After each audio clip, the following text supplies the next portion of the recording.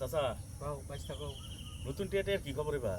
আর নতুন টিয়া দামও বেশি টিয়া পাইতেছি না। এই তো নতুন টিয়াতে করাম কি আমরা? ওই তোর সাহাবাস বন্ধুরা যাইতেছে এনামো বন্ধু এদিকে আও। কই যাও এদিকে আও। আচ্ছা আসসালামু আলাইকুম। খবর পয়সা কেমন আছো? বসো বসো। কই যা বন্ধু বাবা চাচা ডাক দিছে পর চাচার লগে বেতন কইছ পর। কই যাস তুই?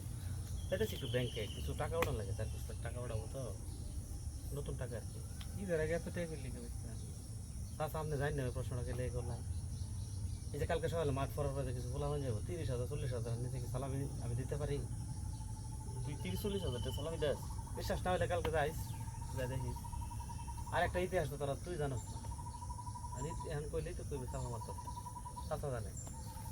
চাচা ওই যে আমার দাদার ইতিহাসটা কইতে আমি দেখছি সালাম করতো, জমি দেখাই দিত, যা ততটুক লাগে লয়ে যা, পরে মাথাটা পায়া আইল টাইল বান্ধায় জমি আইল টাইল বান্ধায় দাদার ভিতরে যে টাকা এটা নিলাম না লয়ে যেত।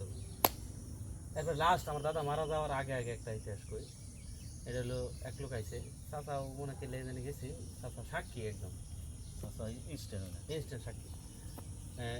এক লোক সালাম করছে, দাদার শরীর একটু খারাপ, পরে মানে মাঠও যায় তো জমিটা দেখায় দেওয়ার লাগবে, পরে কথা আপাতত 10টা গরু লয়ে যাবে, সালামি দিয়েছে গুরু। সালামি 10টা করে, এটা হলো আমাদের বংশের ইতিহাস। জায়গা সময় তোর তো দেখলাম আমি তুই গতই দেহ এলাকার মানুষের হাইট দা সালাম কইরা জোর করে সালামি লইতো। তোর বেড়া তোর সবসময় এই ছোট ছোট জিনিসগুলো বাইরে চলে গেছে। সালাম কি আমি মুরব্বীরে সালাম করতাম না? জোর করে টেলে সালাম করছি, জোর করে ডাইরেক্ট আমার ফোয়াটা বইরে দিছে, আমি লয়ে পড়ছি। আবার হ্যাঁ সালামি দে। চাচা আমনে যে এর দাদা গরু দিছে দেখছো নি তো জীবনে কইলেন না আমনের সাথে 24 ঘন্টা থাই আমি।